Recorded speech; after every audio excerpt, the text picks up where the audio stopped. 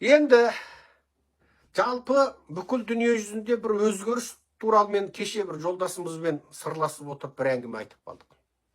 Енді оны шариғи ма емес пе білмеймін, енді біз ол мен өзім дін оқымағаннан кейін. Бірақ анау менің бала күнімде тіпті маңқамды сүрте алмай жүрген бала күнімде ақсақалдар отырып шариғи әңгіме айтатұғын. Иә, біз сол шариғи әңгімені естіп өстік. Сонда тіпті кітап аударып отырып айтатын кісілер болатын. Сонда қазір ойласам, сол кітаптар, сол Сахих Бұхари хадис кітаптар ұқсайды деп ойлаймын.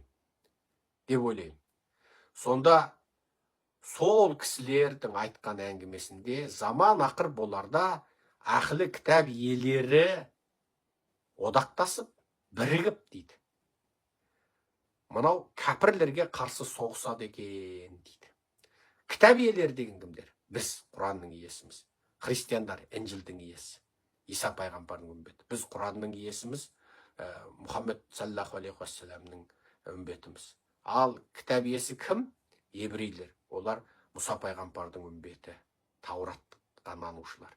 Сонда жаңағы бұл әңгіме шариғи ма, жоқ, сол біз жақта тараған әңгіме ма білмеймін. Енді оны дін білетіндер болса айтар. Мен оны қате де дұрыс та деп айта алмаймын. Бірақ сол заманда ақсақалдардың аузындағы әңгімеден заман ақыр жақындағанда кітап иелері бірігіп, әшәди кәпірлерге, нағыз кәпірлерге қарсы күреседі екен дейді. Қазір қарап отырсам, Орта Шығыста кім мен кім соғысып отыр? Мұса пайғамбардың үмбетімен Мұхаммед пайғамбар саллаллаху алейхи уассаламның үмбеттері соғысып жатыр. Енді сол соғысты кім тоқтатты? Иса пайғамбардың үмбеті тоқтатты.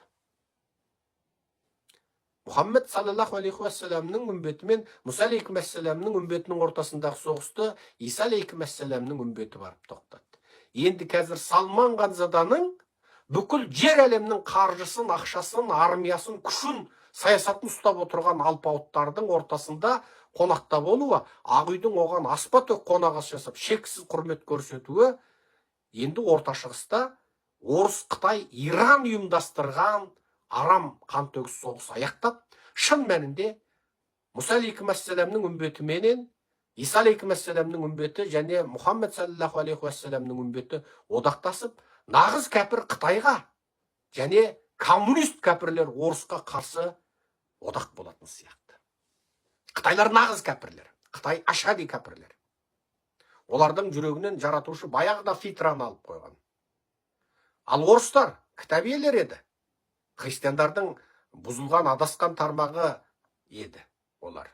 Шығыс Рим империясының мұрагеріміз деп гректің дінін қабылдады. Ал гректер кітап иелерінің жолына түсуден бір кімдер еді? Көп құдайшылдар еді. Күннің құдайы, судың құдайы, ана оттың құдайы деп былжырап жүргендер еді. Кейін олар кітап иелерін қабылдағанмен бұзын құрап қабылдады. Сөйтіп православиені орыстар гректерден алды.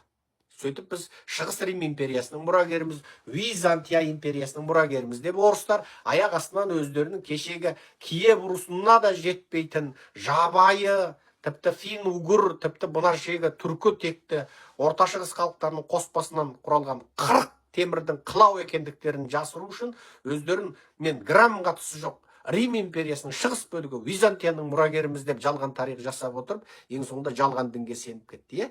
Бірақ коммунизмнен кейін олар қайтты, кәпірге айналды. Қазіргі Путинді Прослав та, анау да, мынау да дегілмейді. Путин кәпір, коммунисттің бәрі кәпір. Мен сіздерге айтайын. Егер бір адам өзін нағыз коммунистпін десе, онда ол кәпір. Себебі коммунист дін атаулына теріс дейді.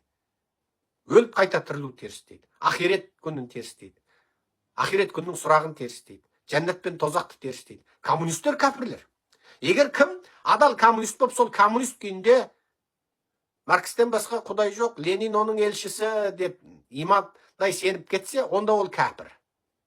Ал қазіргі Путин және оның командасын кәпір деуге болады. Сонда біздің бала күніміздегі сөзіміз, естіген сөзіміз бойынша болғанда, үш діннің өкілі одақтасып, кәпірлерге қарсы күреседі дегенге келіңкірейтін сияқты.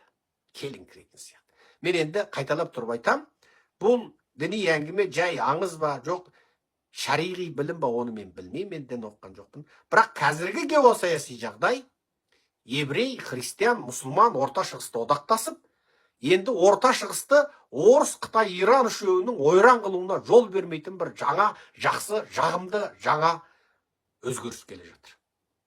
Ол деген сөз. Орыс, Қытай, Иран ендігер орта шығыста от тұтандыра алмайды. Мысалы, Қамасты Қытай қаржыландырды. Қытай техникамен берді, қарумен берді. Иран қаржыландырды, тәрбиеледі. Орыс саяси күш берді. Сөйтіп Қамас бүлік тудырды. Саддам да сол. Каддафи де сол. Орта шығыстағы бүліктің бәрі. Башар Асад ол міне қайда отыр? Қайда барды? Москвада тұр. Неге? Оның әкесін анау 80 жылдарда Совет одағы Аш-Салақанда жұмса жұдырығын ұстады. Яғни бүкіл дүниедегі былықтың артында Орыс, Қытай, Иран үшеуі тұр. Бұл Ақ үйдегі қонағасы енді осы заманға нүкте қоятын сияқты. Нүкте қоятын сияқты. Ал бұл енді бір тыныштық болса, шынында да ол жақсақ болады енді. Қан төгістер тоқтаса, тәртіп орнаса, әйелдер, балалар өлмесе, зымырандар аспанды ұшпаса, жерде бомбалар жарылмаса, әрине жақсы. Әрине жақсы.